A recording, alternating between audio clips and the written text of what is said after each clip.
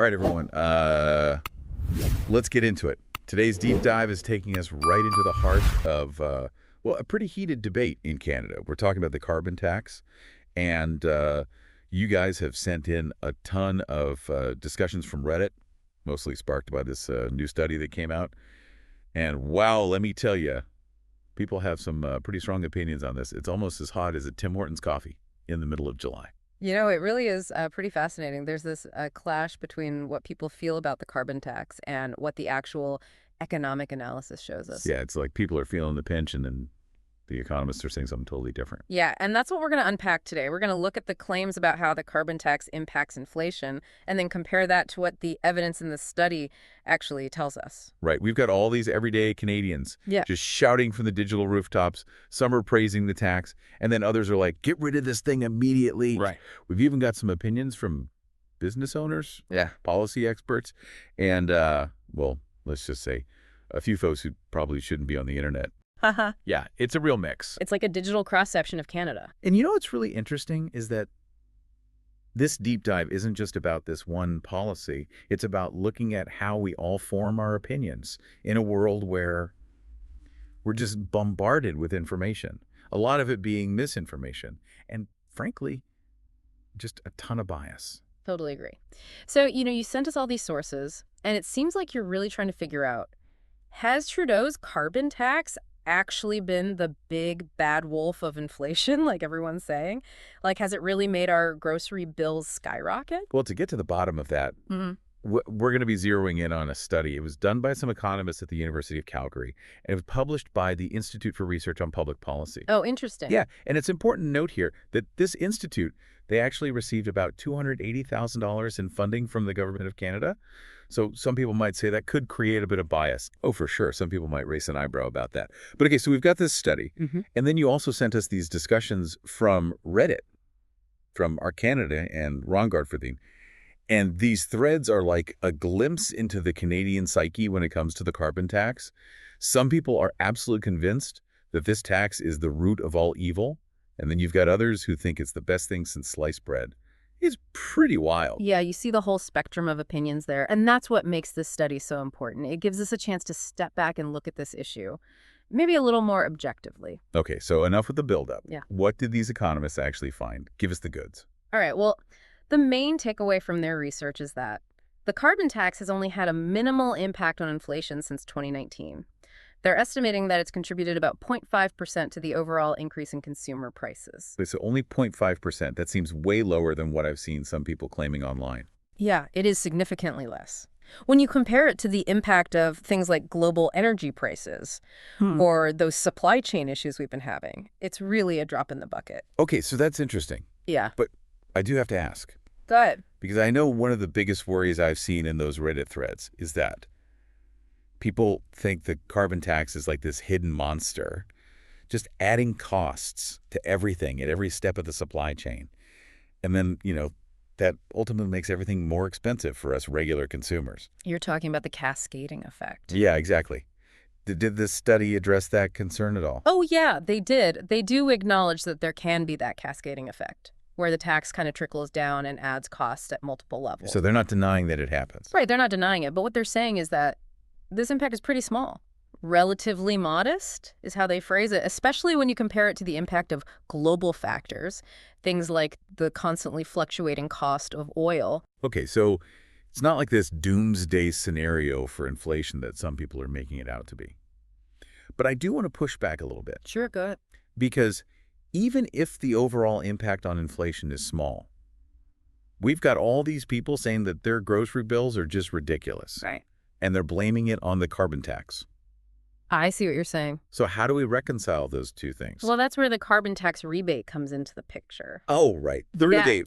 Remember that the federal government is sending out these quarterly payments to most households. Yeah, I get those. And for a lot of people, especially those with lower incomes, these payments are actually bigger than the extra costs they end up paying because of the carbon tax. So in theory, at least. Yeah. The rebate should be helping a lot of Canadians. Yeah, in theory, it should be softening the blow. Should be. But as you can imagine, people have all sorts of different opinions about how effective the rebate actually is. I bet. And we see that in those Reddit threads, too. Some people feel like they're actually coming out ahead. They're making money off of it almost. Yeah, I've seen those comments. And then others feel like it's not nearly enough. Like it's just a drop in the bucket compared to the rising costs they're seeing. Right. And then you even mentioned someone who said they were means tested out of a provincial rebate in BC. Exactly. So it seems like it's a system with good intentions. Yeah, for sure. But it might not be working perfectly for everyone in practice. Right. It sounds like everyone's having a different experience. Yeah, and it really highlights the challenge of trying to design and implement a policy like this, one that's trying to be both effective and fair across such a diverse population. It's not easy. I can only imagine. Okay, I want to switch gears for a second. For sure. We spent a lot of time talking about inflation, but I think we need to zoom out and look at the carbon tax's impact on, well, its intended target, emissions. You're right, we should. Because at the end of the day, the whole Right. point of this tax is to try and lower those emissions, right? Exactly. But here, too, you've got people on both sides of the fence. Some people will point to things like the fact that SUV sales are still increasing. Right. And they'll say, see, the tax isn't working. Makes sense. But then other people will point to the fact that overall, Canada's emissions have actually gone down. Yeah. And they'll say that proves the policy is doing what it's supposed to do. It never seems to be as straightforward as the headlines make it sound. No, it's always more complicated than that. Okay, so since we're talking about emissions, Mm-hmm. I think it's worth looking at how the money generated by the carbon tax is actually being used. That's a great point. I actually saw an example on one of those Reddit threads. Oh, yeah. Yeah, it was about Algoma Steel. Right. They received $420 million from the government Wow. to help them switch to a cleaner technology. That's a pretty significant investment. Yeah, it is. So at least some of that money is going towards green initiatives. Yeah, it is. And I think that's an important thing to highlight. But it also raises a whole bunch of other questions, like, are we investing enough? Are we investing it in the right places? And is it really going to make a big enough difference when it comes to reducing emissions? It's like you said before. We keep peeling back the layers of the onion. And the more we learn, the more questions pop up. It's true. So where do we go from here? I think that brings us to a really important point. How much of this public debate is actually driven by facts and figures, and how much of it is shaped by stories and emotions? Okay, yeah, that's getting into some interesting territory. Right, because we're all human.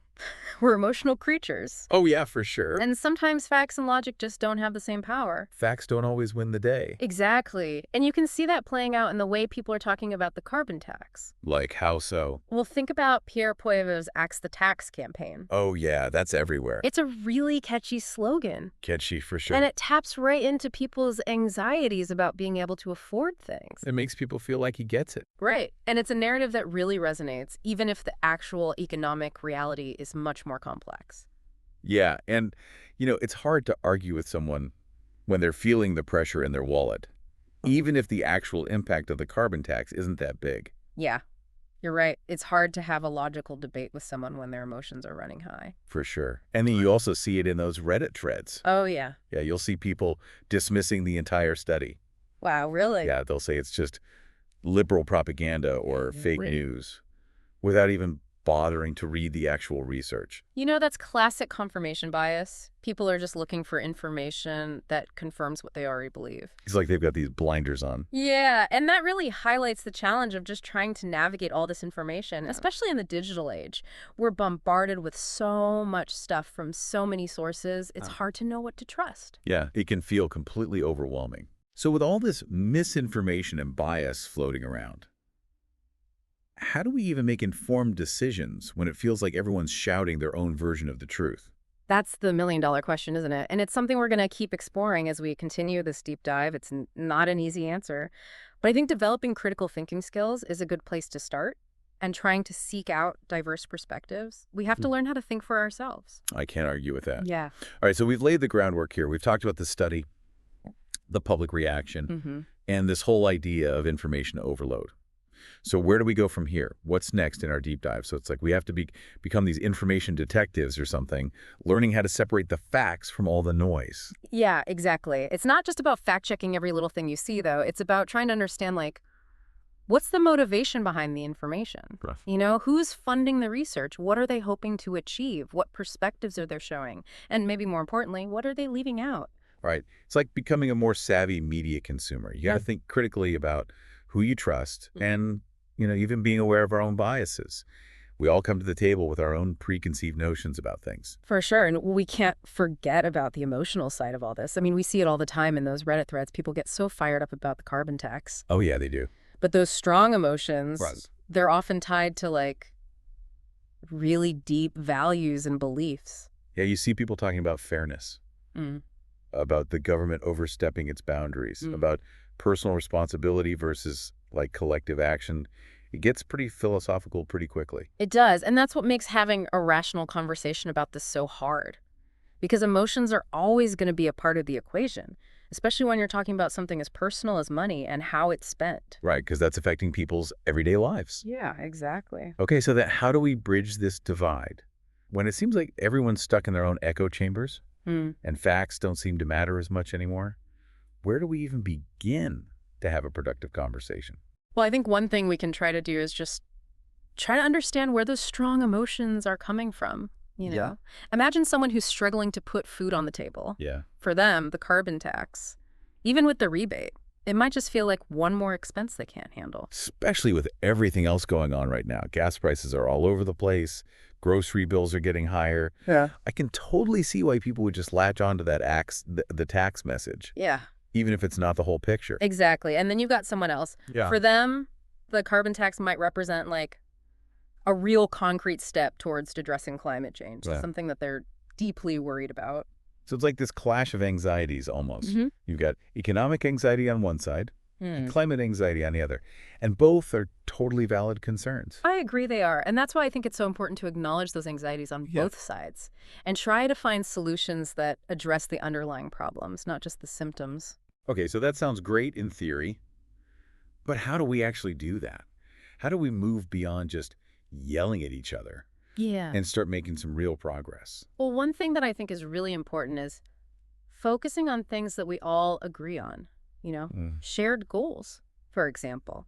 Whether you love the carbon tax or hate it, I think most Canadians would agree that they want a strong economy and a healthy environment. Oh, yeah, for sure. We all want a good life for ourselves and our families, and we want to leave a decent planet for our kids and grandkids. Exactly. So the question then becomes, how do we actually get there? What policies are going to help us achieve both of those goals in a way that works for as many people as possible?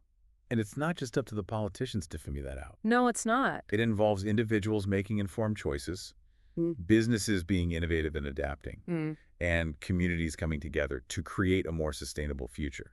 It has to be a team effort. I think that's a great way to put it. It does take a village. It does, and it also requires us to have some honest conversations about the trade-offs involved. There's no perfect solution. Right. There's always going to be some give and take. Exactly. We need to be upfront about the costs and benefits of different approaches and try to find ways to make things work for as many people as possible. Okay, so we've talked about the carbon tax in a general sense, but I'm curious, what are some of the specific arguments for and against it, aside from this whole inflation debate?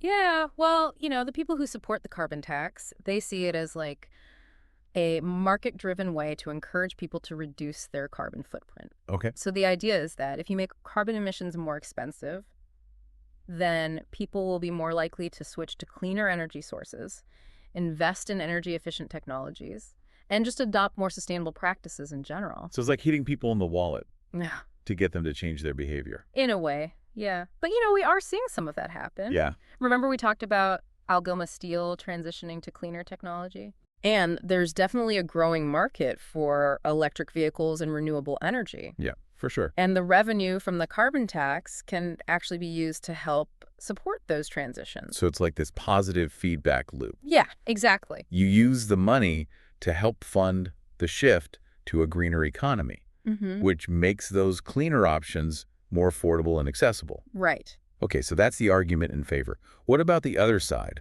What do the people who are against the tax say? Well, one of the biggest arguments against it is that it unfairly burdens lower-income households and rural communities. Yeah, that definitely came up in those Reddit threads. It did, and it makes sense. Because those are the people who often have fewer alternatives when it comes to energy sources. Right. They might not be able to afford to just switch to an electric car. Exactly. Or they might live in an area where public transit isn't really an option. So they end up feeling the pinch more acutely. Exactly. And another argument against the tax is that it's not really going to be effective in reducing global emissions unless other countries do the same thing. Oh, that's interesting. So they're saying that it's just putting Canadian businesses at a disadvantage and potentially just shifting those emissions elsewhere. Right. It's like we're just moving the problem around, Exactly. not actually solving it. Right. And then there's also the argument that the carbon tax is just a sneaky way for the government to raise taxes. Oh, yeah. That's a popular one. Under the guise of environmentalism. It is, and it's a pretty cynical take. Yeah. But I can see why some people might feel that way, Yeah. especially if they're already skeptical of government intervention in the market. And, it highlights how important transparency and accountability are. Oh, for sure. If people don't see a clear link between the tax and real progress on climate change, then it's easy to just see it as another burden. Exactly. Okay, so we've got these competing arguments, and it's clear there's no easy answer. But I want to bring it back to you, the listener. What can you take away from all of this? I think the most important thing is just to be aware of the different perspectives. You know, don't just take what you see on social media or hear from politicians at face value. Do your own research. Look at the data. Consider the source. And most importantly, think for yourself. Yeah, don't just blindly follow the crowd. Right. And, it's okay to hold complex and nuanced views. You don't have to pick a side and dig in your heels. The world is messy. And the answers to these challenges are rarely black and white. So embrace the messiness. Yeah. Engage with the complexity. Yeah. And just keep learning and evolving your understanding. I think that's a great way to put it. The more informed and engaged we are as individuals, the better equipped we'll be to navigate all these challenges and create a better future. Totally agree. Now, something else really jumped out at me from those Reddit threads. And it goes beyond just the carbon tax debate. Oh, really? What's that? It's this whole issue of trust. Trust. Yeah. Trust in the government, trust in institutions, trust in experts, trust in the media. It seems like that trust is eroding. That is a huge concern. And it has some serious implications for how we deal with big challenges, like climate change and economic inequality. Yeah. Because when people lose faith in the systems that are supposed to serve them, they become more vulnerable to misinformation and conspiracy theories and, all sorts of populist rhetoric. It's like a breeding ground for cynicism and division. We see it all the time in those online discussions where people are just dismissing legitimate research as propaganda, or they're accusing the government of hiding the truth. It creates a really toxic environment. It does. So how do we even begin to address an issue when we can't even agree on the basic facts? That's a tough one, but I think it starts with transparency and accountability. Institutions need to be more open about how they operate, how they make decisions, and what their motivations are. Okay. They need to be willing to admit when they make mistakes and learn from them. Yeah, that's a big one. It is. And they also need to actually engage with the public in a genuine way, listen to people's concerns, address their criticisms, and just show a willingness to adapt and change. It's about rebuilding those relationships that have been damaged. Okay, so the institutions have to do their part. But what about experts? Well, experts also need to be careful about how they communicate. They need to avoid using jargon, be upfront about any uncertainties, and acknowledge the limits of their own knowledge. Right, because no one knows everything. Exactly. And they also need to build relationships with communities and demonstrate that they understand people's lived experiences. They need to earn people's trust by consistently providing reliable and accessible information. So it's not just about having the knowledge. No, it's not. That's about how you communicate it. Exactly. Okay, so rebuilding trust. That's obviously not a quick fix. No, it's not. It's going to take time and effort from everyone. It will. But I think it's crucial if we want to create a society that can actually deal with these complex challenges. Challenges like climate change and economic inequality. Exactly. And that's something we all have a role to play in. Absolutely. Okay, so we've talked about trust. Now I want to shift gears a bit and talk about another theme that came up in the sources you sent. Yeah. It's this question of who benefits from the carbon tax and who ends up paying the price. Yeah, that's a really important question. It gets at the heart of this whole debate about fairness and social justice. Right. And you see that tension playing out in those Reddit comments. Oh, yeah. Some people are arguing that the carbon tax is hurting the poor the most, while others are saying that it's necessary to make the polluters pay. and, incentivize this shift to a cleaner economy. It's a complicated issue, and anytime you have a big policy change like this, there are going to be winners and losers. Yeah, for sure. And it's impossible to predict and mitigate all those impacts perfectly. You can't make everyone happy. No, you can't. Okay, so let's try to break it down a little bit. Okay. Who are the potential winners when it comes to a carbon tax? Well, one group that stands to benefit are businesses and industries that are already investing in clean technologies and, adopting sustainable practices. Okay. Because as carbon emissions become more expensive, those companies are going to have a competitive advantage. Right, because they're already ahead of the curve. Exactly. Like we talked about Algoma Steel, they're getting that government funding to move away from coal-based steel production. So they're setting themselves up to be leaders in a low-carbon economy. Exactly. And we're also seeing huge growth in the renewable energy sector right now, with companies developing and deploying solar and wind power and other clean energy solutions. They're definitely going to benefit as this transition gains momentum. Okay, so those are some of the potential winners on the business side. What about individuals? Are there certain types of people who are more likely to benefit from a carbon tax? Well, people who live in walkable or bikeable communities or, places with good public transit, they tend to feel less of an impact from the tax on transportation fuels because they have more options for getting around without having to rely on a car. Right, they're not as affected by those gas price fluctuations. Exactly. And then you've got people who live in energy-efficient homes or, who have invested in things like solar panels. They also benefit from having lower energy bills. So it's about making choices and investments that can help offset the costs of the carbon tax. Yeah, exactly. And we also can't forget about the carbon tax rebate. That's specifically designed to provide financial relief to lower-income households and offset some of those costs. Right. But, as we've discussed, that rebate system isn't perfect. It's not. Some people are falling through the cracks, Yeah. either because they don't qualify or because the rebate just doesn't cover all of their added expenses.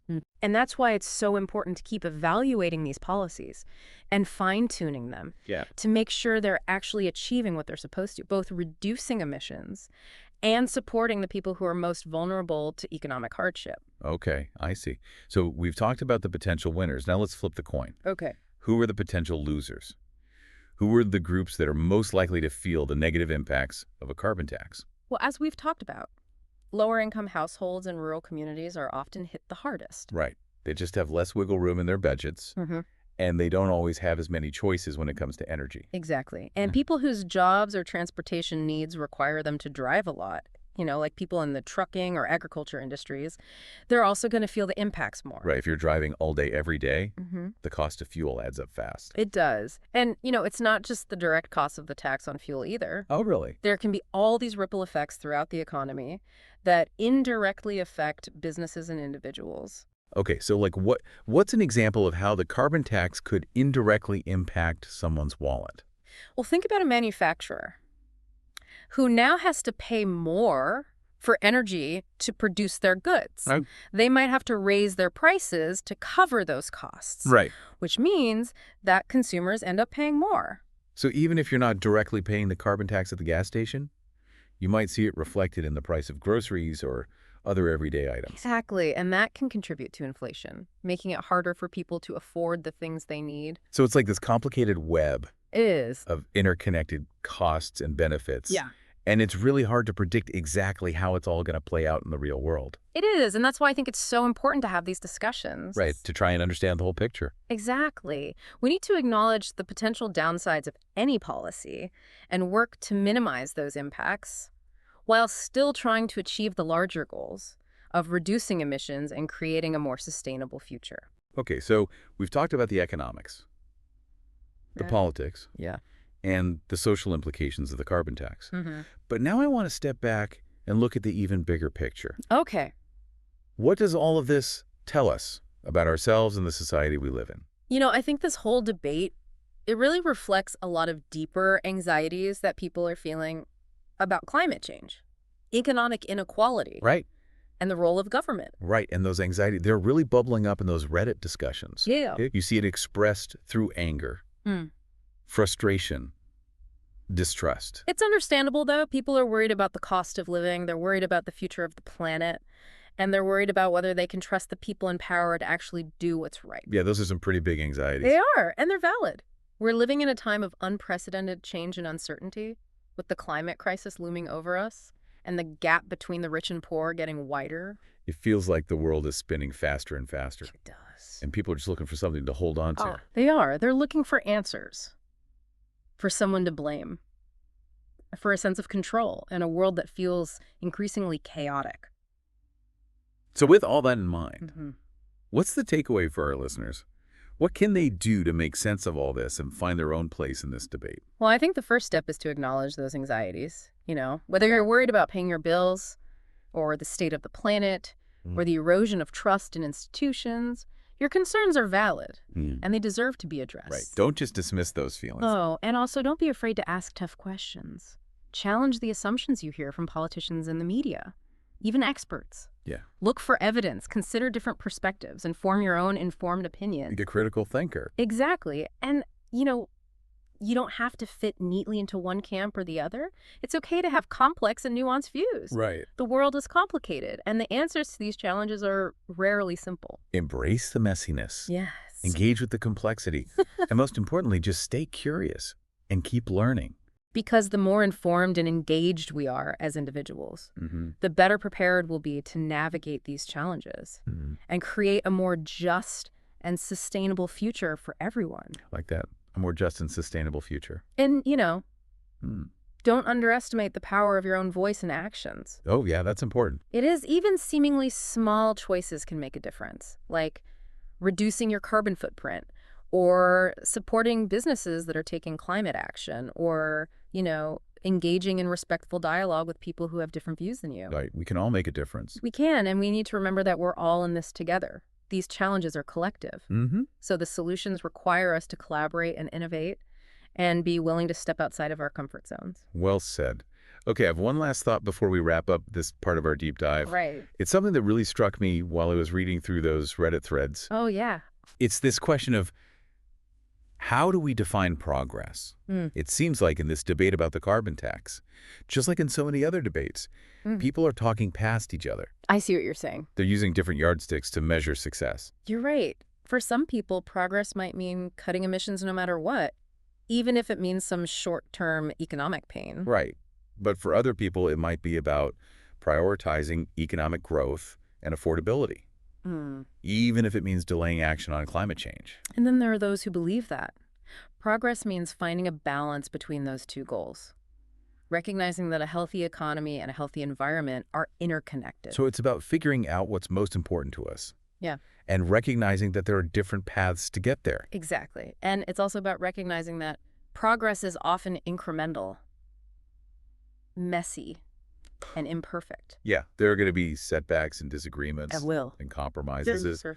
But that doesn't mean we should just give up and become cynical. No, it doesn't. Because the alternative is just stagnation and division, and ultimately failure to address the challenges we face. Right.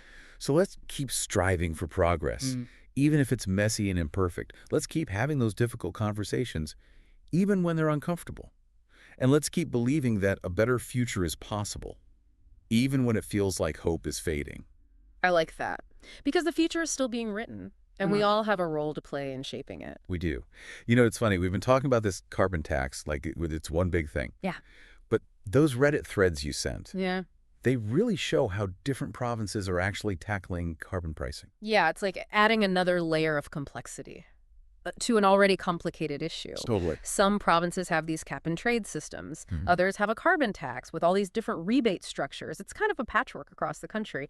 Yeah, it is. You see people in the threads comparing their experiences. Like, remember that person from BC who was complaining about the provincial rebate? It makes sense that people would be confused, trying to figure out what the overall impact is when things are so different depending on where you live. Yeah, it definitely highlights the need for, clearer communication and coordination between the federal government and the provinces. People need to understand how all these policies actually work together, not just in theory, but in their own lives. Right. Okay, so let's zoom out one last time. Big picture. We've looked at this carbon tax from all these different angles. Yeah. Economic data, political rhetoric, personal stories. What do you think is the most important takeaway for our listener? I think the evidence is pretty clear that Right. the impact of the carbon tax on inflation is actually much smaller than a lot of people believe. Okay. But that kind of nuanced reality, it often gets lost in all the emotion and the noise of the public debate.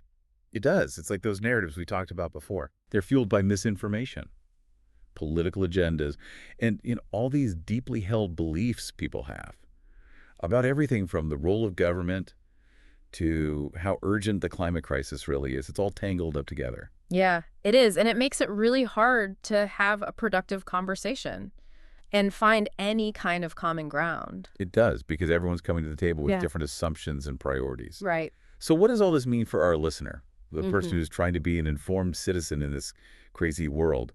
What can they do to make sense of it all? Honestly, I think it starts with being a critical thinker. Don't just blindly accept what you see on social media or what you hear from politicians. Oh, for sure. Look beyond the headlines, consider the source of the information, and be willing to question your own assumptions. Right.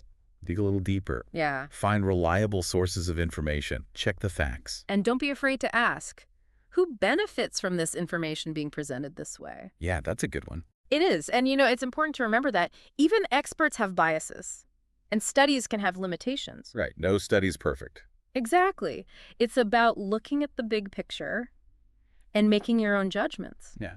based on a balanced assessment of all the evidence. Okay, I see. So bringing it back to the carbon tax, you've really helped us see how complex this issue is. Yeah. All the nuances that get lost in the shouting matches. Yeah, it's not a simple issue, No, it's not. and there's no magic bullet solution. Right. And what I think is really interesting is how this seemingly technical topic, the impact on inflation, has triggered such a strong emotional response from people. Yeah, it has. I think it really speaks to some deeper values and anxieties about what the future holds. Right. It's a good reminder that behind all the data and the economic models, Yeah. there are real people with real concerns. And we need to understand those lived experiences if we want to find solutions that actually work. Totally agree. Yeah. So how do we find those solutions? I think it starts with recognizing and respecting different perspectives, being willing to engage in respectful dialogue, and, just being open to compromise. That's how we can move forward. Okay. So to our listener, as you continue to navigate this whole debate, stay curious, stay critical, Yeah. and stay engaged. Your voice matters. Your actions matter. Yeah, your participation in shaping a sustainable and equitable future is absolutely vital. Now, as we wrap up this deep dive, I'm left with this one thought. Yeah.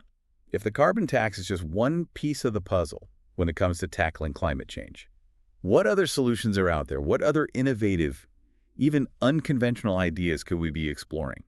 And how can we, as informed citizens, contribute to that exploration and drive real, meaningful change?